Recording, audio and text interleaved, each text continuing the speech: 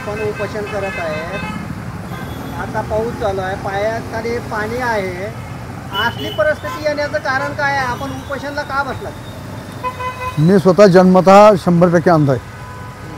माझ्या मुलानं कनिष्ठ अभियंता या पदाची परीक्षा दिली आहे. शासन निर्णय 4 मे 2022च्या शासन निर्णयाप्रमाणे तो पात्र आहे. दिव्यांगाचा मुलगा म्हणून त्याची कनिष्ठ अभियंता म्हणून नियुक्ती करा म्हणून वारंवार मी शिवसाहेबाकडे जाऊन भेटलो. पहिल्यांदा सांगितले तुम्ही दिव्यांग आयुक्तालयाचं पत्र आणा. ते पत्रही आणून दिलं. आयुक्तालयाने चांगलं पत्र लिहिलं आहे.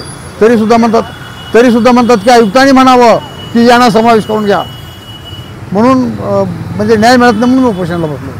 पत्र देऊन सुद्धा मान्य नाही आहे. लेखी पत्र मुलाखत पाहिजे का त्यांना?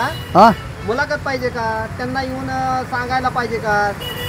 हां ते नाही यांची नियुक्ती करा म्हणून आमच्या आयुक्तांनी लिहून द्यावं म्हणे.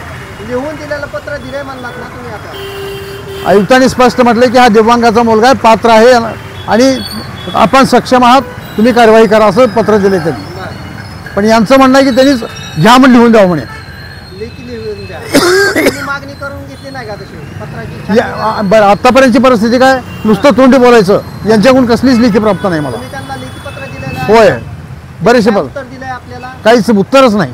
का उत्तर का भेटलं नाही आतापर्यंत? का माहीत आता. त्याच्यामुळे काय दिशा राहील आपली? आपली दिशा एकच आहे सर, नियुक्ती मिळेपर्यंत मी इथून हलणार नाही. आपला मुलगा आहे का इथे? मुलगा नाही, पैठणला येतो. रहिवासी कुठले आहेत? फोर्टी तालुका तुळजापूर जिल्हा धाराशिव.